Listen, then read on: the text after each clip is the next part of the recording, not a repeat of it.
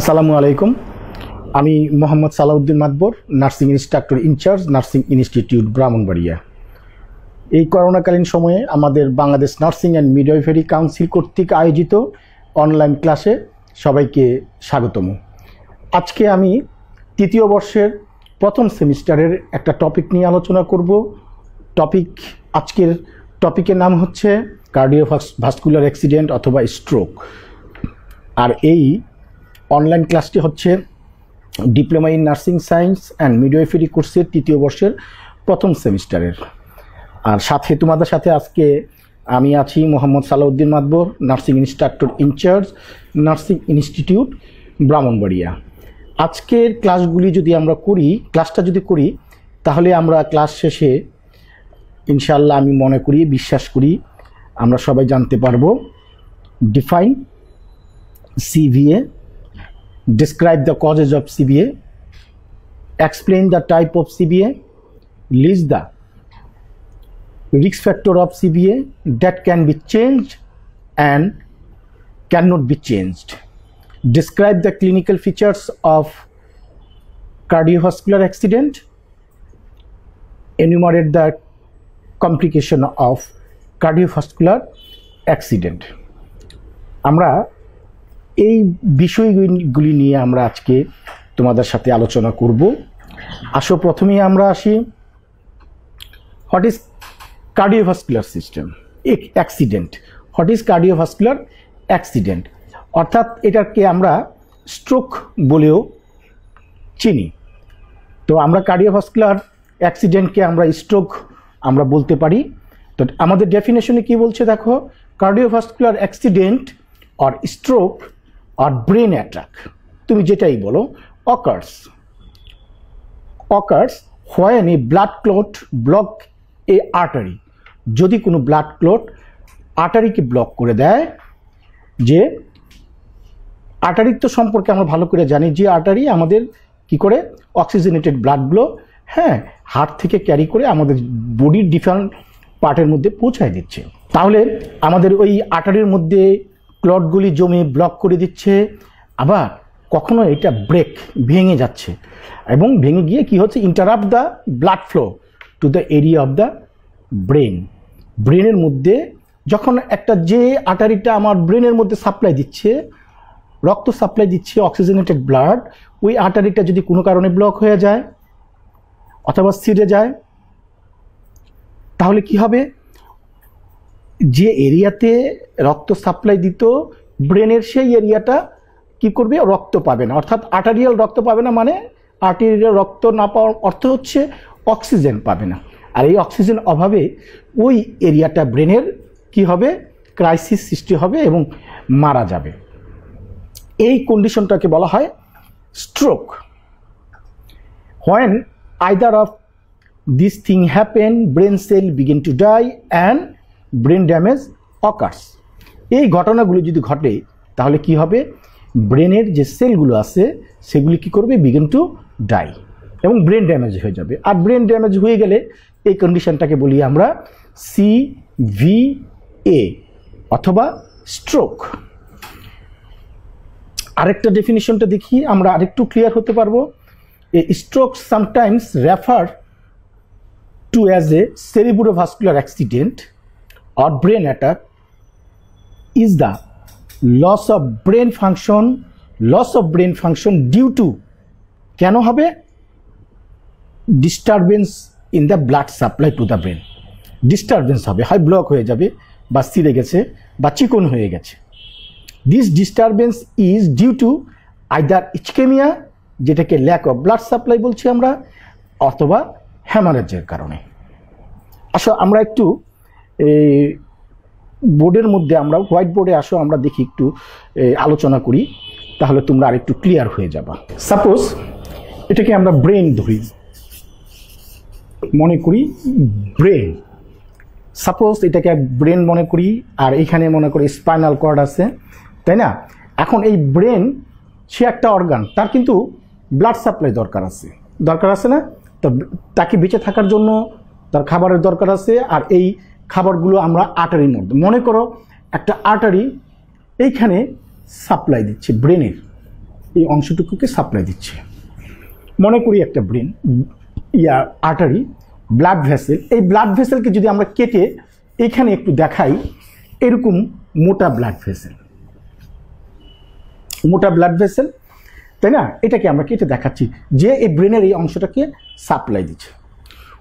এইখানের মধ্যে কোনো কারণে রাপচার হয়ে গেল, তখন এখানে কি হয়? ক্লটিং জমা হয়, অথবা এখানে ফ্যাট জমা হয়। জমা হতে হতে হতে হতে হতে হতে হতে হতে মনে করে এখানে প্লাক জমা হচ্ছে, কোলেস্টেরল জমা হচ্ছে। তাহলে দেখো, আগে যে ডায়ামিটারটা ছিল এইখান থেকে যে পরিমাণ রক্ত সাপ্লাই সে ব্রেনে দিত, হ্যাঁ ব্রেনে দিত, কিন্তু এইখানের মধ্যে প্লাক জমে বা ব্লাড ক্লট জমে বা কোলেস্টেরল জমে এই জায়গাটা ন্যারোয়িং হয়ে গেছে। আগে মনে করি এখানে 100% ব্লাড সাপ্লাই যাইতো ব্রেনকে, ব্রেন আমার ভালো কাজ করত, কিন্তু এখানে ন্যারোয়িং হয়ে যাওয়ার কারণে এই প্লাক জমে। তাহলে কি হচ্ছে? সেখানে আমাদের সঠিকভাবে রক্ত ব্রেন পাচ্ছে না। আর সঠিকভাবে রক্ত যদি ব্রেন না পায়, এর মধ্যে একটা ক্রাইসিস সৃষ্টি হবে। এই যে কন্ডিশন, এই কন্ডিশনটাকে বলা হয় ইচকেমিয়া। কি বলা হয়? ইচকেমিয়া। হ্যাঁ, ভালো কথা। এই যে ব্রেনের বাইরে কিন্তু একটা শক্ত কভার আছে, বোনস, যেটাকে আমরা স্কাল বলি। কি বলি? স্কাল বলি। এখন ব্রেনের এই ব্লাড ভেসেলটা কোনো কারণে রাপচার হয়ে গেল। তো রাপচার হয়ে গেলে তখন এখানে কি হবে? রক্ত কিন্তু জমা হতে থাকবে, রক্ত জমা হতে থাকবে, কিন্তু রক্ত জমলে রক্তটা আর বের হতে পারে না। আমার হাতে কেটে গেলে রক্তটা বাইরে চলে যায়, শরীরের বিভিন্ন বাইরের অংশ কেটে গেলে রক্তটা বাইরে চলে যায়, কিন্তু ব্রেনের মধ্যে যখন ব্লিডিং হবে তখন কি হবে? রক্তটা ব্রেনের মধ্যে জমা হবে। জমা হয়ে কি হবে? রক্তটা সে জমা হলো এবং ব্রেনের টিস্যুকে সে কিন্তু কি করতেছে? প্রেশার ক্রিয়েট করছে। যত রক্তক্ষরণ হবে তত সে প্রেশার ক্রিয়েট করতে থাকবে, তত সে ব্রেনকে, দেখো এখান থেকে এই পর্যন্ত ব্রেনকে সে প্রেশার ক্রিয়েট করতেছে। আর প্রেশার ক্রিয়েট করার কারণে সে কিন্তু সঠিকভাবে অক্সিজেন পাচ্ছে না। অথবা এই ব্রেন থেকে রক্তক্ষরণ হলো, রক্তটা বাইরে চলে গেল, কিন্তু এইখানে যে রক্তটা আমাদের ছিল ভ্যাসেলসা, এটা দিয়ে যে পরিমাণ রক্ত যাওয়ার কথা ছিল, এই রক্তক্ষরণগুলি বাইরে চলে যাচ্ছে, যার জন্য এই এরিয়ার ব্রেনের যে এরিয়াটা সে ব্লাড পাচ্ছে না। আর ব্লাড না পাওয়া মানে অক্সিজেন না পাওয়া, এতে করে ব্রেনটা কি হয়ে যাচ্ছে? ড্যামেজ হয়ে যাচ্ছে। এই যে কন্ডিশনটা, এই কন্ডিশনটাকে বলা হয় কি? স্ট্রোক অথবা CVA। আমি দুইটা টার্ম এখানে ব্যবহার করছি। যে কোনো কারণে আমাদের ব্লাড ভেসেলটা ন্যারোয়িং হয়ে যাচ্ছে, ভিতরে ডায়ামিটারটা কমে যাচ্ছে, কমে যাওয়ার কারণে ব্রেন সঠিক ব্লাড সাপ্লাই পাচ্ছে না। আর ব্লাড সাপ্লাই না পাওয়ার কারণে ব্রেন সেলগুলোর মধ্যে একটা ক্রাইসিস সৃষ্টি হচ্ছে। ঠিক আছে, এই কন্ডিশনটাকে বলি আমরা ইচকেমিয়া। আর যেটা ব্লিডিং হচ্ছে এটাকে বলি আমার হ্যামারেজ। ক্লিয়ার? আসো আমরা আমাদের স্লাইডে কি বলে একটু দেখে আসি। আরেকটা দেখো, আমি তোমাদেরকে কিন্তু চিত্রের মধ্যে এভাবে দেখানো হয়েছিল, তাই না? এই যে ব্লাড ভেসেলটা আমি তোমাদেরকে এঁকে দেখাইছিলাম, এই ব্লাড ভেসেলটা আর্টারিটা দেখো, এই যে দেখো এখানে প্লাক জমে বা কোলেস্টেরল জমে এই জায়গাটা কি হয়ে গেছে? ছোট হয়ে গেছে, বা ক্লট জমে এটা বন্ধ হয়ে গেছে। তাহলে এখান থেকে কিন্তু রক্তটা সাপ্লাই যেতে পারতেছে না, সে আবার রিভার্স করতেছে। অর্থাৎ যে অংশটা রক্ত সাপ্লাই যাচ্ছে না, না যাওয়ার কারণে এই জায়গাটার মধ্যে আমাদের কি হয়? হ্যাঁ, রক্ত না যাওয়ার কারণে এখানে অক্সিজেন এবং খাবার কম পড়ে, কারণ যেহেতু ব্লাড সাপ্লাই নাই, কারণ ব্লাডটা আমাদের অক্সিজেন এবং নিউট্রিশনকে বহন করে। কারণ এখানে এই ব্লক হয়ে যাওয়ার কারণে বা ন্যারোয়িং হয়ে যাওয়ার কারণে সে সাফিসিয়েন্ট অক্সিজেন এবং নিউট্রিশন পাচ্ছে না। এই কারণে আমাদের কি হচ্ছে? ব্রেনের যে সেলটা আছে, ব্রেনের এই সেলগুলো মারা যাচ্ছে। এই কন্ডিশনটাকে কিন্তু আমি তোমাদেরকে বলছিলাম ইচকেমিক। আর যে অ্যাটাকটা করতেছে এটাকে ইচকেমিক স্ট্রোক বলা হয়। কি বলছি? ইচকেমিক স্ট্রোক বলছি। আবার দেখো, হ্যামারেজের কথা বলছিলাম, কোনো কারণে, ঠিক আছে, অ্যানিউরিজম হোক আর অন্য কোনো কারণে হোক তোমার এই ব্লাড ভেসেলটা যখন ছিঁড়ে যাচ্ছে, এই ব্লাড ভেসেলটা কিন্তু রক্তটা কিন্তু এখান দিয়ে যাওয়ার কথা এই পোর্শনের মধ্যে, কিন্তু ছিঁড়ে যাওয়ার কারণে রক্তগুলি বাইরে চলে যাচ্ছে, কিন্তু এখান দিয়ে কিন্তু রক্তটা যাচ্ছে না। না যাওয়ার কারণে কিন্তু এই এরিয়াটা কিন্তু ক্রাইসিস সৃষ্টি হচ্ছে, সে কিন্তু রক্ত পাচ্ছে না। আবার এখানে ব্লিডিং হওয়ার পরে এই ব্লাডটা ক্লটটা এখানে জমা হচ্ছে, জমা হয়ে এই ক্লটটা যেহেতু উপরে একটা হার্ট কভার আছে, স্কাল আছে, তাহলে সে স্কালের নিচে প্রেশার ক্রিয়েট করছে, করার কারণে এখানে সেলগুলি মারা যাচ্ছে। এই যে হ্যামারেজের কারণে বা ব্লিডিংয়ের কারণে আমাদের যে ব্রেন ড্যামেজটা হচ্ছে, এটাকে আমরা বলি হ্যামারেজিক স্ট্রোক। তাহলে আমরা দুইটা টার্ম অলরেডি এখন শিখে ফেললাম, ইসকেমিক স্ট্রোক, আরেকটা বললাম হ্যামারেজিক স্ট্রোক। কারণগুলো একটু দেখি। এখানে কারণের মধ্যে দেখো আমরা মূলত অনেক কারণ আছে, এর মধ্যে মূলত আমরা তিনটা কারণ নিয়ে এখানে আলোচনা করব। প্রধানত তিনটা কারণে আমাদের এই সিবিএ গুলো হয়। যেমন একটা হচ্ছে থ্রম্বাস, আরেকটা অ্যাম্বুলি, আরেকটা হ্যামারেজ। থ্রম্বাস মানে জমাটবদ্ধ, থ্রম্বাস মানে কি জমাটবদ্ধ, আর অ্যাম্বুলাস মানে হচ্ছে ওই জায়গা থেকে খুলে সে আরেক জায়গায় গিয়ে আটকায়া যায়, ঠিক আছে। আর হ্যামারেজ যেটা, সেটা আমি তোমাদের দেখালাম। এবার আসো আমরা আরেকটু আমাদের কিনা কই আমরা বোর্ডের মধ্যে যাই, আমরা থ্রম্বাস এবং অ্যাম্বুলি এই দুটা আমরা একটু দেখে আসি।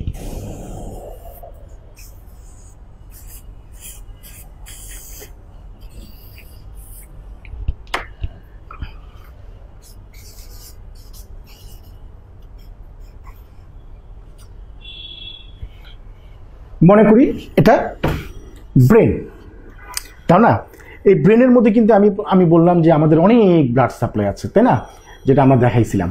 হ্যাঁ, যেমন এই ব্লাডগুলো বিভিন্ন রকমের ব্রাঞ্চে, একটার পর একটা ছোট ব্রাঞ্চ থেকে ছোট ব্রাঞ্চ হয়ে এইভাবে কিন্তু যাচ্ছে। সাপোজ যাচ্ছে না, এখন আমি এখান থেকে এটাকে কেটে আমি এখানে দেখাতে চাচ্ছি এই জন্য যে এটা একটা ব্লাড ভেসেল, আর্টারি। হ্যাঁ, আর্টারি, এটার মধ্যে হয়তো কোনো কারণে সে রাপচার হলো বা ইনজুরি হলো। আমাদের শরীর কেটে গেলে আমাদের কি হয়, এখানে রক্ত জমাট বেঁধে রক্তটা বন্ধ করে। ঠিক ভিতরেও কিন্তু সেই রকমের একটা কাজ হয়। এখানে হঠাৎ করে কোনো রাপচার হলো, তখন এখান থেকে কিন্তু এই প্লাটেলেটগুলি এসে ফিব্রিনগুলো জমা হলে সেটাকে বন্ধ করে দেয়।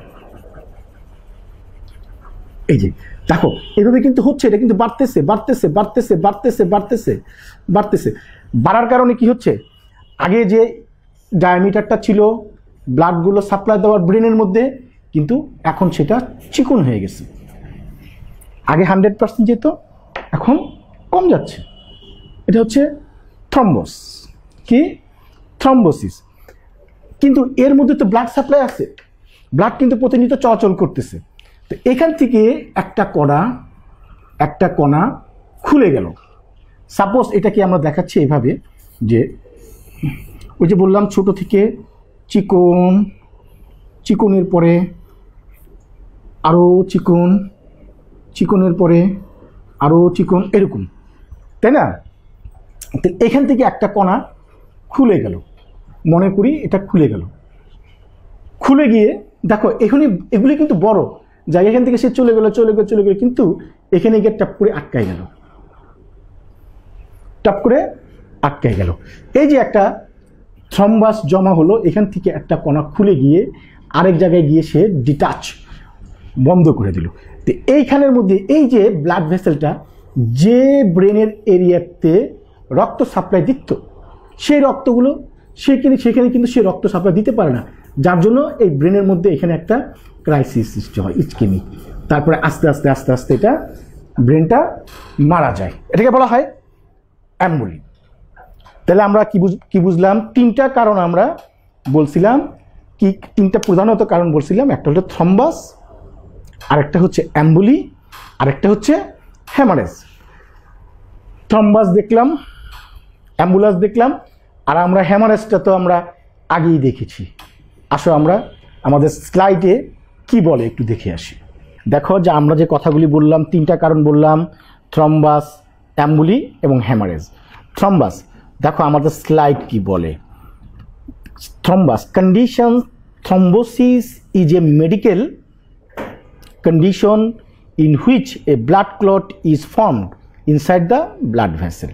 মানে ব্লাড ভেসেলের ইনসাইডে ক্লট জমা হবে। ক্লট মানে জমা হবে, রক্ত জমা হবে। রক্ত জমা হয়ে কি হবে? thereby obstructing the flow of blood। আমরা দেখাই দিলাম আমরা তোমাদেরকে, রক্ত জমা হয়ে আস্তে আস্তে ওই জায়গার মধ্যে ক্লটগুলো বড় হয়ে ওই জায়গাটা অবস্ট্রাক্ট করে দিবে। আর অবস্ট্রাক্ট করে দেওয়ার কারণে কি হবে? রক্ত সাপ্লাইটা এখানে কমে যাবে। এই যে ক্লট ফর্ম হয় এটা কি আমরা বলি thrombus. And does not move to the different part of the body. এই থ্রম্বাস কিন্তু কি হবে না, মুভ করবে না, যেখানে হবে ওইখানেই সে বড় হতে থাকবে থ্রম্বাস ক্লটগুলা। আর অ্যাম্বুলির কথাটা কি বলছিলাম? অ্যাম্বোলিজম কখন যখন এটা এক জায়গা থেকে ছুটে আরেক জায়গায় চলে যাবে, এটাকে বলবো অ্যাম্বোলিজম। কি is the condition when a complete or part of the blood clot detach. Part of the blood clot detach মানে ওই জায়গা থেকে ছিঁড়ে গেল বা খুলে গেল। খুলে গিয়ে এটা কি করবে? Itself from its site and causes an occlusion at another part of the body. অন্য সাইটে, ওই যে বললাম এক সাইডটা খুলে গেলে একেবারে চিকন জায়গায় গিয়ে সে আটকায় গেল। আটকায় গেলে কি হয়? such a clot is known as embolus and has the mobility to travel to another part of the body। এটা ট্রাভেল হতে পারে এক জায়গা থেকে এক জায়গা, যেমন যদি ডায়ামিটারটা বড় থাকে তে ক্লটটা এক জায়গা থেকে আরেক জায়গায় যাবে। ঠিক আছে? আচ্ছা, আর হ্যামারেজের কথা তোমাদেরকে বললামই। Intracranial haemorrhage. ক্লিয়ার? তাহলে আমরা তিনটা কারণ আমরা আলোচনা করে ফেলছি। ঠিক আছে? ওকে, এখন আসি আমরা টাইপ অফ স্ট্রোক। আমরা ওই যে প্রথমে আলোচনা করার সময় কিন্তু আমাদের যে আমরা যে কনসেপ্টটা বলতে চাচ্ছিলাম যে কিভাবে স্ট্রোকটা হচ্ছে, এর ফিজিওলজি, ওইখানে কিন্তু মোটামুটিভাবে আমরা একটা আলোচনা করে ফেলছি।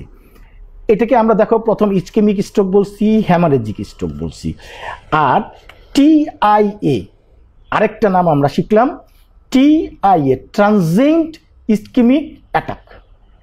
ট্রানজিয়েন্ট ইসকেমিক অ্যাটাক এটা আমরা আলোচনা করব।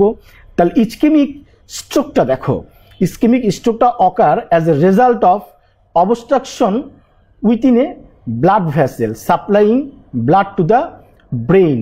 ব্রেনের ব্লাড ভেসেলটা কোনো কারণে অবস্ট্রাক্ট হয়ে গেল, ওইখানে কোলেস্টেরল জমে হোক বা থ্রম্বাস গ্রো করে হোক, ওই জায়গাটা চিকন করে দিল। The underlying condition of this type of obstruction is the development of fatty deposit lining the vessel wall. This condition is called atherosclerosis. আরেকটা টার্ম আমরা শিখে গেলাম। যদি ব্লাড ভেসেলের ভিতরে আমাদের কি হয়? ফ্যাটি ডিপোজিট হয়। কোলেস্টেরল কথাটা বলছি, কোলেস্টেরল ফ্যাট একই জিনিস, তাই না? এই কন্ডিশনটাকে বলি আমরা atherosclerosis. This fatty deposit can cause two type of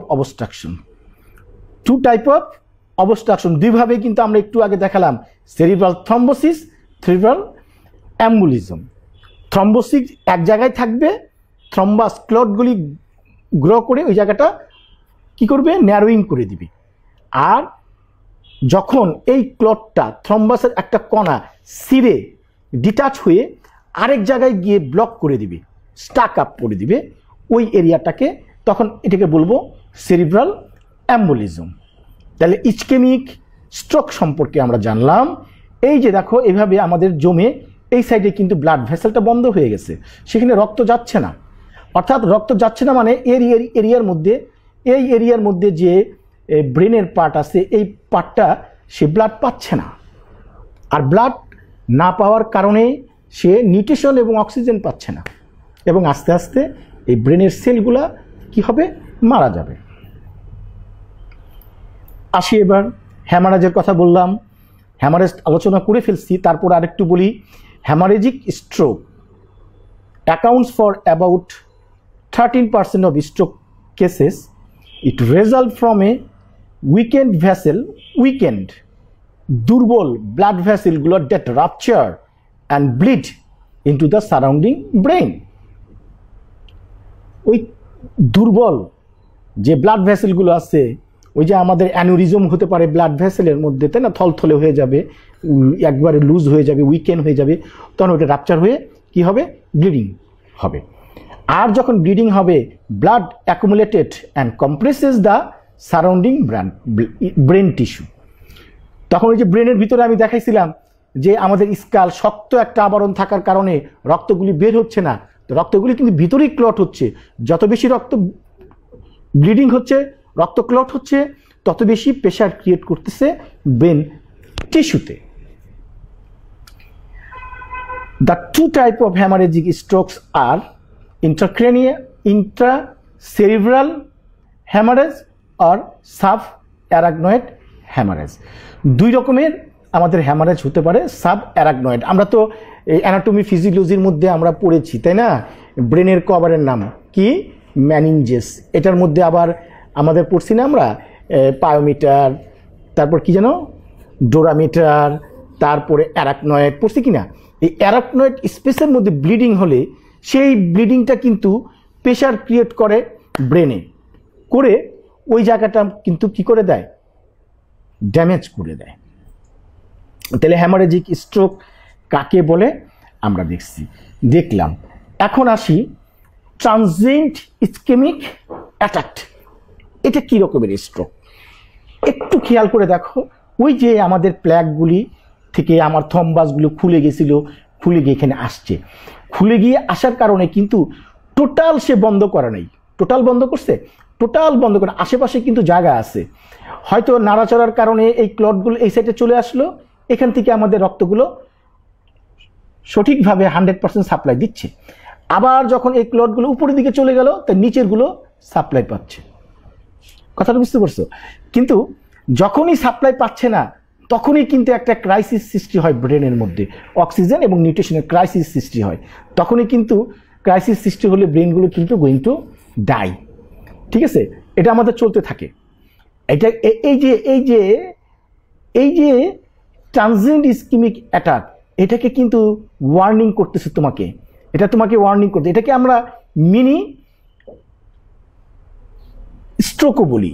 mini stroke না, ছোটোখাটো স্ট্রোক হয়েছে, কিন্তু বারবার করে দেখো এরকম করে হচ্ছে, একবার উপরে যাচ্ছে, খুলে যাচ্ছে, এখান থেকে রক্ত যাচ্ছে, এই এরিয়াটা ভালো হয়ে যাচ্ছে, উপরে বন্ধ ছিল, আবার উপর থেকে একটুখানি লাড়াচাড়ার কারণে আবার এদিকে চলে আসতেছে, উপরে রক্তগুলি যাচ্ছে, আবার ওই ব্রেন সেলগুলো একটু সতেজ হচ্ছে, এইভাবে করতে করতে এক সময় টোটালটা ব্লক হয়ে যাবে। আর টোটালটা ব্লক হয়ে গেলে এই ব্লাড ভেসেলটা এবং এই ব্লাড ভেসেলটা ব্রেনের যে এরিয়াতে সাপ্লাই দিত, ওই জায়গাটায় একেবারে টোটাল ব্লাড সাপ্লাই বন্ধ করে দিবে।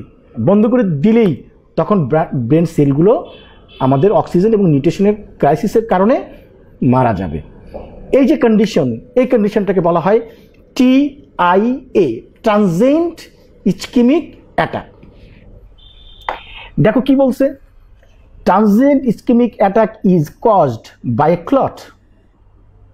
The only difference between a stroke and TIA is that with TIA the blockage is transient. ব্লকটা ট্রানজিয়েন্ট, মানে স্ট্রোক মানে টোটাল বন্ধ করে দিলে আমাদের স্ট্রোক হয়ে যায়, কিন্তু এই স্ট্রোকটা একবার খুলে আরেকবার বন্ধ করে, একবার খুলে একবার বন্ধ করে। ঠিক আছে, টেম্পোরারি হচ্ছে না, ওয়ার্নিং দিচ্ছে তোমাকে যে কোনো সময় তুমি স্ট্রোকে পড়বা, কিন্তু যদি চিকিৎসা না করো তাহলে এই জায়গাটা হঠাৎ করে যদি বন্ধ হয়ে যায়, তাহলে একেবারে স্ট্রোক করে ফেলবা। ঠিক আছে, okay. Transient ischemic attack symptoms occur rapidly and last a relatively short time.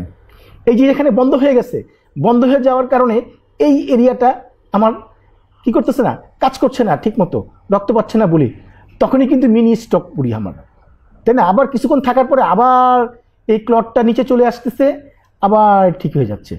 এই কথাটা এখানে বলছে যে most TIA last less than 5 minute, the average is about a minute, 1 মিনিটও থাকতে পারে। When TIA is over, it usually cause no permanent injury to the brain. যখন এই ব্লকটা ছেড়ে দিয়ে আবার রক্ত চলাচল শুরু হয়ে গেল ব্রেনে, তাহলে ব্রেনগুলি আবার অক্সিজেন পাচ্ছে, আবার বন্ধ হয়ে যাচ্ছে, আবার ক্রাইসিসে যাচ্ছে, এভাবে কিন্তু হতেই আছে। তো transient ischemic attack is often labeled mini stroke। ওই যে আমি বলছিলাম এটাকে কিন্তু আমরা মিনি স্ট্রোকও বলি, ছোটোখাটো স্ট্রোকও বলি। It is more accurately characterised as a warning stroke. তোমাকে ওয়ার্নিং করতেছে যে সামথিং উইল বি হ্যাপেন, চিকিৎসা করো, ভালো চিকিৎসা করে তোমার এই যে ক্লটগুলিকে দূর করার চেষ্টা, যদি আমরা চিকিৎসা না করি তাহলে একদিন এটা টোটাল বন্ধ হয়ে গিয়ে আমরা একদম স্ট্রোক হয়ে যাবে। ক্লিয়ার? আমি বুঝাতে পারতেছি? হ্যাঁ, এই কথাটা এখানে বলছে, এই warning you should take very seriously. অ্যাকশনে যেতে হবে, তাড়াতাড়ি তুমি ডক্টর দেখায় তোমাকে চিকিৎসা করতে হবে। তাহলে আমরা তিন প্রকার স্ট্রোক জানলাম। একটা কি জানলাম আমরা? একটা জানলাম হচ্ছে ইসকেমিক স্ট্রোক, আরেকটা জানলাম হচ্ছে হ্যামারেজিক স্ট্রোক, এবং এখন জানলাম TIA, transient ischemic attack. Transient ischemic অ্যাটাকের আরেকটা নাম বললাম কি আমরা, এটাকে মিনি স্ট্রোকও বলা হয়, বা ওয়ার্নিং স্ট্রোক, তোমাকে ওয়ার্ন করছে। এবার আসো, risk factor of stroke that can not be change. স্ট্রোকের যে রিস্ক ফ্যাক্টরগুলো আছে, কি কারা রিস্ক আছে, কি জন্য আমার স্ট্রোক হচ্ছে, যে রিস্কের মধ্যে আমরা রিস্কটাকে আমরা দুই ভাগে ভাগ করছি, যেটা ক্যান বি চেঞ্জড, আরেকটা হচ্ছে can not be changed. Can be changed আর ক্যান নট বি চেঞ্জড, যে রিস্ক ফ্যাক্টরগুলো আমরা চেঞ্জ করতে পারবো না, যেমন এজ, বয়স কি আমরা পরিবর্তন করতে পারবো? আমার বয়স 50 হয়ে গেছে, ইচ্ছা করলে আমার বয়সকে 30-এ নিয়ে আসতে সম্ভব না। আমার বয়স 30, আমি কি এখন পারবো আমার বয়সকে 50 বানাতে? We can not change.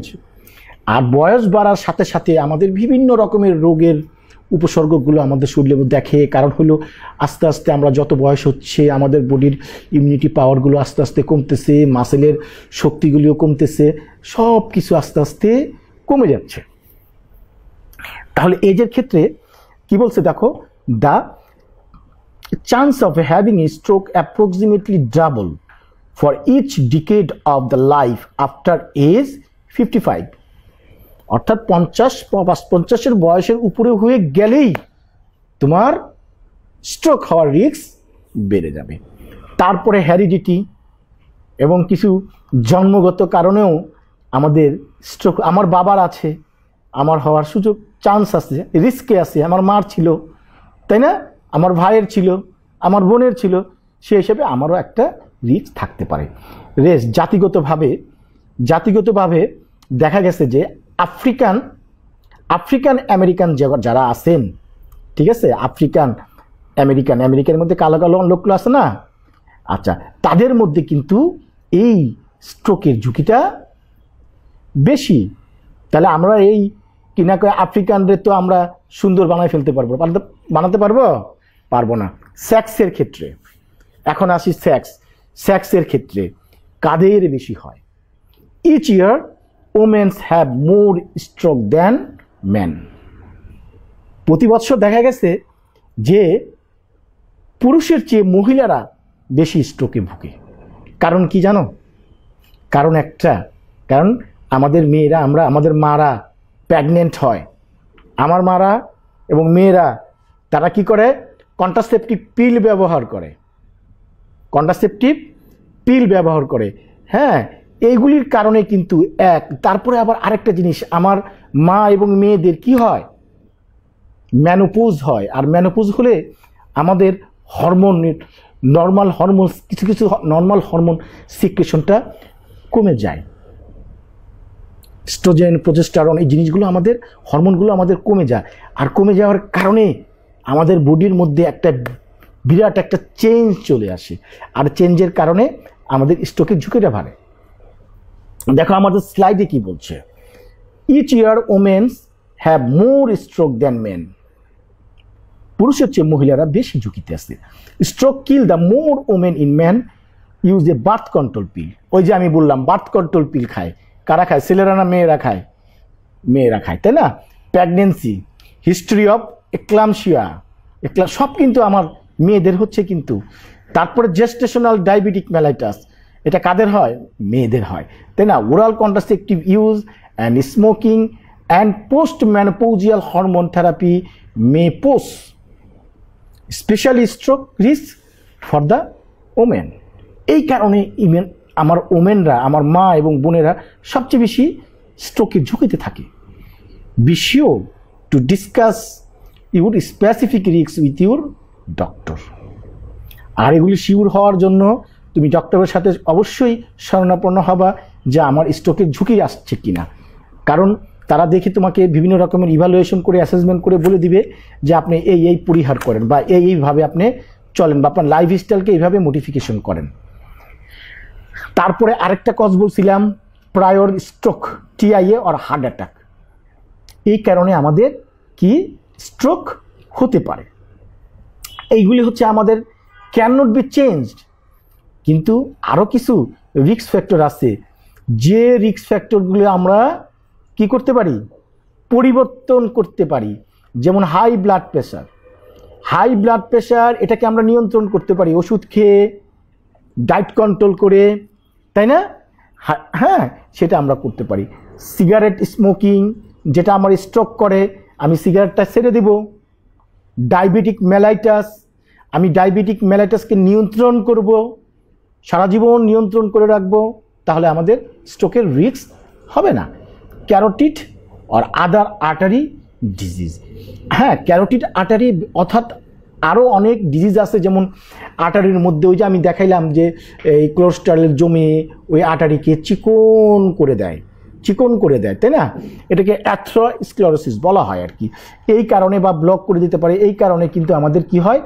কারণ ক্যারোটিড আর্টারি তো আমার ব্রেনের মধ্যে সাপ্লাই দিচ্ছে।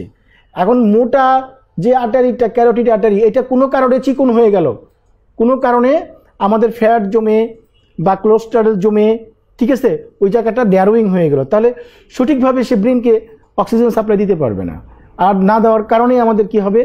স্ট্রোক হওয়ার ঝুঁকি বেড়ে। কিন্তু এটা চিকিৎসা করে কিন্তু আমরা ঠিক করতে পারি। অ্যাট্রিয়াল ফিব্রিলেশন, ইরেগুলার এবং খুব দ্রুত হার্ট রিদমগুলা, ডিসঅর্ডারগুলা, এগুলো আমরা কিন্তু আসলে বিভিন্ন ডাক্তার দেখাইয়া ওষুধ খেলে আমরা এটাকে কন্ট্রোল করতে পারি। আদার হার্ট ডিজিজ, অন্যান্য হার্ট ডিজিজের কারণেও কিন্তু স্ট্রোক হয়। কারণ হার্টের কাজ হচ্ছে পাম্প দিয়ে রক্তকে আমাদের সমস্ত শরীরে চলে দেওয়া, সমস্ত শরীরে পৌঁছায় দেওয়া। কিন্তু হার্ট যদি দুর্বল থাকে, হার্টের যদি কোনো সমস্যা থাকে, তাহলে সঠিকভাবে সে পাম্প করতে পারে রক্তকে, এই রক্তগুলো বিভিন্ন অর্গানগুলিতে পৌঁছাবে না। হাই ব্লাড কোলেস্টেরল মানে অবিসিটি, এই অবিসিটির কারণে আমার পেটের মধ্যে, আমার বডির মধ্যে এই কোলেস্টেরল ফ্যাট জমে, আমি তো মোটা হয়েছি ঠিক, কিন্তু ভিতরের আর্টারিগুলা আমি ফ্যাট জমা করে চিকন করে দিছি। আর এই চিকন করে দেওয়ার কারণে বিভিন্ন অর্গানগুলো সঠিকভাবে অক্সিজেন পাচ্ছে না, ঠিক আছে? তারপর আরেকটা জিনিস আমরা পরিবর্তন করতে পারি, ফিজিক্যাল ইনঅ্যাক্টিভিটি আর অবেসিটি। ফিজিক্যাল ইনঅ্যাক্টিভিটি, আমরা বসে বসে কাজ করি, লেজি, আমরা অনেকেই লেজি, তাই না? নিজের কাজ নিজে করি না, আরেকজনের দিয়ে করাই, এই তুই কর, এই তুই নিয়ে আস, তুই ওইটা কর, ওইটা বলি। হ্যাঁ, খাটের মধ্যে বসে থাকি, টেবিলের উপরে গ্লাসটা আমি এক পাও বাড়ালে পাই, সেটা না বলে দূরের একজন ডাক দিয়ে বলি, ওই গ্লাসটা দে তো আমারে। দেখো, বসে বসে কাজ করতে চাই। এই যে ইনঅ্যাক্টিভিটি, আমরা কাজ করার ইচ্ছা হারাই ফেলাই, পরিশ্রম করা। আর আমাদের বর্তমানে এই উন্নতির যুগে আমাদের লাইফস্টাইলকে চেঞ্জ করে দিছে। আমরা অনেকেই স্ট্রোকের ঝুঁকিতে পড়ে গেছি। কিভাবে পড়েছি?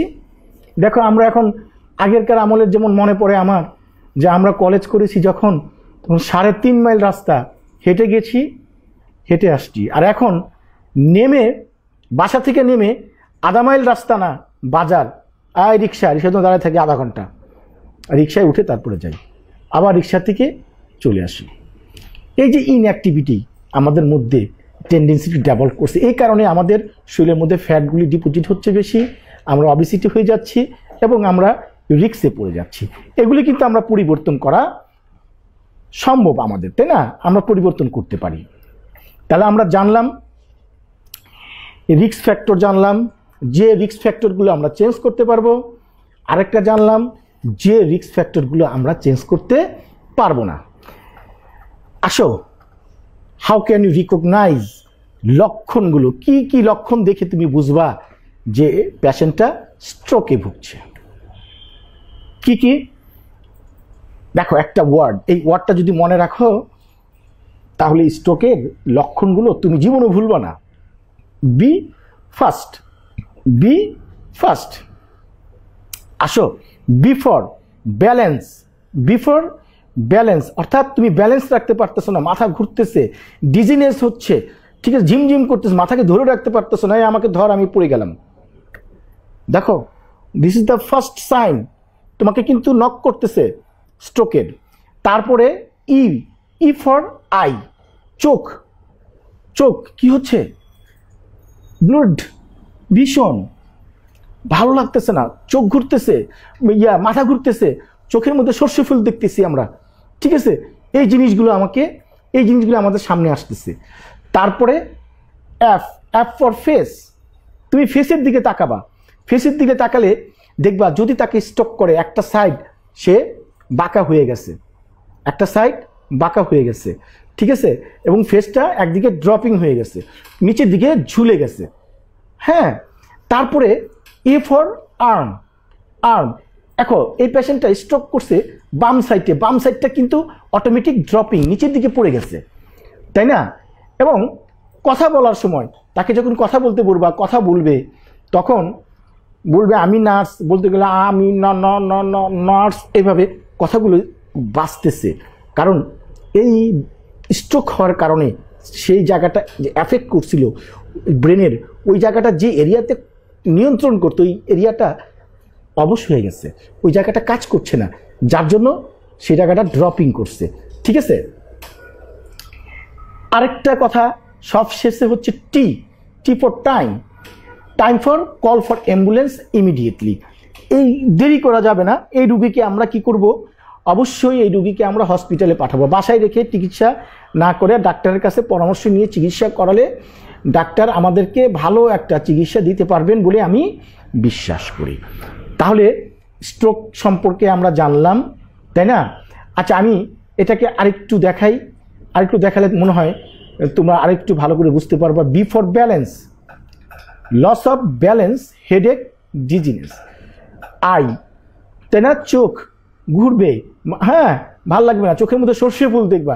ফেস, ফেসের দিকে তাকাবা, আজ দ্য পারসন টু স্মাইল, হাসতে বলবা, হাসতে বললে একদিকে তার বাঁকা হয়ে যাবে, হাসতে পারবে না, একদিকের হাসি দেখা যাবে, আরেকদিকে হাসি দেখা যাবে, নিচের দিকে পড়ে যাবে ওই মাংসপেশিগুলো, ঠিক আছে? Does one side of the face drop. তারপরে বলছে এ ফর আর্ম, আর্ম, তার বাহুর দিকে তাকাবা, শোল্ডারের দিকে তাকাবা, তাকালে দেখবা যে তার শোল্ডারটা পড়ে গেছে, বা দুই হাতকে উঠাতে বলবা। তাহলে যে লক্ষণগুলির কথা বললাম, বি ফার্স্ট, এটা আমাদেরকে মনে রাখতে হবে। তাহলে আমি প্রথমে বি ফার্স্টের মধ্যে বি ফর কি বলছিলাম মনে আছে তোমার? ব্যালেন্স। ব্যালেন্সের ক্ষেত্রে সে কিন্তু দাঁড়াতে পারতেছে না, ব্যালেন্স সে রাখতে পারতেছে, নিজেকে ব্যালেন্স করে দাঁড়াতে পারতেছে না। এই যে কন্ডিশনস, এই যে কন্ডিশনস, এদিকে তোমার একটু খেয়াল রাখতে হবে। তারপরে E for I, E for I, তার চোখ ঘুরতেছে, ব্যালেন্স ঠিক রাখতে পারতেছে না, চোখে ঝাপসা দেখছে। তারপরে এফ, ফেস, ফেসের দিকে তাকাবা, ফেসের দিকে তাকায়া দেখবা তাকে হাসতে বলবা, এক সাইড, অর্থাৎ এই সাইডটা পড়ে যাচ্ছে, আবার এই সাইডটা পড়ে, মানে হাসতে বলবা, কথা বলতে বলতে এই সাইডটা পড়ে যাচ্ছে, অর্থাৎ এই সাইডটা এফেক্ট হয়েছে, অথবা এই সাইড যদি এফেক্ট হয় এখানে হবে, ঠিক আছে? আচ্ছা, তারপরে হচ্ছে কি বলছিলাম আমরা? আর্ম, এ আছে না, A for arm, be first তো, এ ফর আর্ম, এই আর্মের দিকে দেখবা যে সে আসতেছে কিন্তু এক সাইড এরকম করে পড়ে গেছে, ঠিক আছে, এক সাইড পড়ে গেছে, আর কারণ তার এখানে স্ট্রোক করার কারণে এই জায়গাটা সে কন্ট্রোল করতে পারতেছে না। অথবা তুমি তাকে 2 হাত উঠাতে বলবা যে 2টা আর্ম উঠান, 2টা আর্ম এভাবে উঠান, সে কিন্তু উঠাচ্ছে, ও ও এটা পারতেছে না, এটা দেখো তুমি কিন্তু দেখে ফেলছো তার আর্ম উঠাতে পারতেছে না। অথবা এই সাইড এফেক্ট হলে দেখবা এই হাত উঠে গেছে, এই হাত টানতেছে, ও ও, ঠিক আছে। এই যে সাইনটা, এই সাইনটা দেখে তুমি বুঝতে পারবা যে এটা স্ট্রোকের সাইন। তারপরে speech, as for speech, speech স্পিচের ক্ষেত্রে একটা সাথে কথা বলো, কথা বলতে গেলে যে আমি একজন নার্স, আমি একজন নার্স, কিন্তু সে যেহেতু তার স্ট্রোক করার কারণে এই ভিতরের এক সাইড, যে কোনো এক সাইড সে কি হয়ে গেছে, অবশ হয়ে গেছে, তখন বলবো আমি একজন নার্স, কথাগুলি খুব বেজে বেজে আসবে, সঠিকভাবে সে উচ্চারণ করতে পারতেছে না এবং বেজে বেজে কথা আসতেছে। তারপরে বলছে টাইম, ফার্স্টের টি, টাইম, টাইমটা কি, যেহেতু সে তুমি বুঝে ফেলছো এই লক্ষণগুলি দেখে পেশেন্ট মে বি অন শক, তাহলে রুগীকে আমাদের কি করতে হবে, তাড়াতাড়ি হসপিটাল পাঠাতে হবে, ভালো একজন ডক্টরের কাছে শরণাপন্ন হতে হবে যাতে এই রুগীটা সঠিক চিকিৎসা পায়। তাহলে আমরা এতক্ষণ আমরা দেখলাম আর কি প্রাথমিক সাইনগুলো কি। এরপরে আরও কিছু সাইন থাকতে পারে, যেমন sudden numbness or weakness of the face, arm, leg, specially on the side of the body, যে কোনো এক সাইড তার লামনেস হবে, একটু ভারবার লাগবে, ওই জায়গাটা ভালো লাগবে না, এক সাইড এরকম হতে পারে আর কি। Sudden confusion, trouble speaking and understanding, বুঝতে কষ্ট হবে। দেখবা মাঝে মধ্যে দেখবা ডক্টর অ্যাসেসমেন্ট করার সময় কিন্তু রুগীকে জিজ্ঞাসা করে যে আপনি কোথায় আছেন মা বলেন তো, এখন রাত না দিন, বলে কি না, আপনি কোত্থেকে আসছেন, সে কিন্তু মনে করতে পারতেছে না, সে কিন্তু জানতেছে কিন্তু মনে করতে পারতেছে না। This is the one kind of sign of stroke. তারপরে বলছে যে sudden trouble seeing one or both I, এক চোখ বন্ধ করে 2 চোখ বন্ধ করে পরীক্ষা করা হয়, চোখের মধ্যে ঠিক মতো দেখতে পারতেছে না, ঠিক আছে, কারণ ওই যে সাইডের মধ্যে আমাদের কি হয়ে গেছে, অবশ হয়ে গেছে, তাই না, আমাদের স্ট্রোকে এফেক্ট করছে। তারপরে বলছে সাডেন ট্রাবল ওয়াকিং, হাঁটতে অসুবিধা হবে, হাঁটতে পারবেন, ডিজিনেস হবে, ল্যাক অফ ব্যালেন্স, কোঅর্ডিনেশন, 2 পাকে কোঅর্ডিনেশন করে হাঁটতে পারবে না, এক পাও গেলে আরেক পাও যাচ্ছে না, কারণ তখন সে পড়ে যাবে, খুঁড়ায় খুঁড়ায় হাঁটবে, এই জিনিসগুলো হবে। Sudden severe headache with no known cause, হঠাৎ করে মাথা ব্যথা হবে অজানা কারণে। আমাদের অনেক সময় জানি আমি সারাদিন পরিশ্রম করছি, এখন খুব রাগারাগি করছে, মাথা ব্যথা করতেছে, রাত্রে ঘুম হয় নাই, মাথা ব্যথা করতেছে, ঠিক আছে, আমার জ্বর, মাথা ব্যথা করতেছে, কিন্তু হঠাৎ করে উইদাউট নোন কেস তার মাথা ব্যথা করতে পারে। তারপরে patient may be unconscious in severe cases, অনেক যদি সিভিয়ার কেস হয় তাহলে আমাদের ব্রেন ড্যামেজটা বেশি হবে, রোগী কি হতে পারে, আনকনসিয়াস হয়ে যাবে রোগী, ঠিক আছে, এই জিনিসগুলো আমাদেরকে খেয়াল রাখতে হবে। আচ্ছা, তারপরে আমরা 10 tips to reduce the risk of stroke, অর্থাৎ ওই যে আমরা রিস্ক ফ্যাক্টরগুলো পড়েছিলাম যে risk factor which can be changed, যে রিস্ক ফ্যাক্টরগুলো আমরা চেঞ্জ করতে পারবো, ওই রিস্ক ফ্যাক্টরগুলি আমরা যদি চেঞ্জ করি তাইলেই আমরা স্ট্রোকের ঝুঁকি থেকে নিজেদেরকে রক্ষা করতে পারবো। এখানে 10 টিপস আমি দেওয়া আছে, ওইগুলির মধ্যে থেকে আপনি বানাতে পারবেন, তোমরা বানাতে পারবা। Control the blood pressure, control the blood sugar level, ওই যে ডায়াবেটিক্সের কথা বলছিলাম, কন্ট্রোল দ্য কোলেস্টেরল লেভেল, ওবেসিটির কথা বলছিলাম, stop smoking, maintain a ideal body weight, তাই না, ওবেসিটির কথা বলছিলাম, have a healthy diet, healthy diet খেতে হবে, ফ্যাট ফুড, সারাদিন বিরিয়ানি টিরানি খাইলে চলবে না, ঠিক আছে, exercise regularly, take your medication as instructed, যেভাবে বলা আছে সেভাবে ওষুধপত্র নিতে হবে, have a regular health screening, know the sign of stroke, remember be fast, be fast, সেটা আমরা জেনে গেছি, বি ফাস্ট, তাই না, সবাই জেনে গেছি। আচ্ছা, এখন স্ট্রোক হলো, এই স্ট্রোক হলে আমাদের কি কি কমপ্লিকেশন হতে পারে? আমাদের অনেকগুলো কমপ্লিকেশন হতে পারে। এর মধ্যে প্রধানত brain edema, swelling of the brain হতে পারে স্ট্রোকের পরে, নিউমোনিয়া হতে পারে, ইউরিনারি ট্র্যাক্ট ইনফেকশন হতে পারে, সিজার কাঁপুনি হতে পারে, ক্লিনিক্যাল ডিপ্রেশন চলে যেতে পারে রুগীটা। তারপরে বেড শোর, কারণ যেটা একদিকে অচল হয়ে গেছে, রুগীটা কী হলো সারাক্ষণ বেডের মধ্যে থাকবে, বেড রিডেন পেশেন্টদের বেড শোর হওয়ার সম্ভাবনা বেশি। এই জন্য আমাদের এই রুগীকে 2 ঘন্টা পর পর পোস্টার চেঞ্জ করতে হয়, যাতে আমরা এই বেড শোর বা প্রেশার শোর প্রিভেন্ট করতে পারি। তারপরে লিম্ব কন্ট্রাকচার, লিম্ব যে আমাদের নাড়াচাড়া করতে পারতেছে, নাড়াচাড়া করি না, এগুলো লিম্বগুলো কন্ট্রাকচার হয়ে যায়। আর এই কন্ট্রাকচারটা রোধ করার জন্য আমাদের কি করতে হয়? আমাদের প্র্যাকটিস করতে হয়, এক্সারসাইজ করতে হয়। হ্যাঁ, আচ্ছা, রেঞ্জ অফ মোশন আমরা পড়ছি না, রেঞ্জ অফ মোশন। তারপরে হচ্ছে শোল্ডার পেইন, শোল্ডার ওই যে একদিকে ঝুঁকে পড়ছে সে রাখতে পারছে, এখানে শোল্ডার পেইন হতে পারে। ডিপ ভেনাস থ্রম্বোসিস, যেহেতু নাড়াচাড়া করতে পারতেছে না, সে কন্টিনিউ বসে আছে, তাই না, হাঁটা চলাফেরা করতে পারছে না, তখন ডিপ ভেনাস থ্রম্বোসিসও হতে পারে। তাহলে আজকে আমরা কি পড়লাম? সেরিব্রো ভাস্কুলার অ্যাক্সিডেন্ট বা স্ট্রোক। স্ট্রোক কি, কাকে বলে, কিভাবে স্ট্রোক হচ্ছে, কি কারণে স্ট্রোক হতে পারে, ঠিক আছে, এবং এই স্ট্রোকটা কত প্রকার ও কি কি, এবং স্ট্রোক হওয়ার জন্য যে রিস্ক ফ্যাক্টরগুলো, 2 রকমের রিস্ক ফ্যাক্টরগুলো আমরা আলোচনা করেছি। হুইচ একটা হচ্ছে কি চেঞ্জ করতে পারবো আমরা, আরেকটা আমরা চেঞ্জ করতে পারবো না, ঠিক আছে।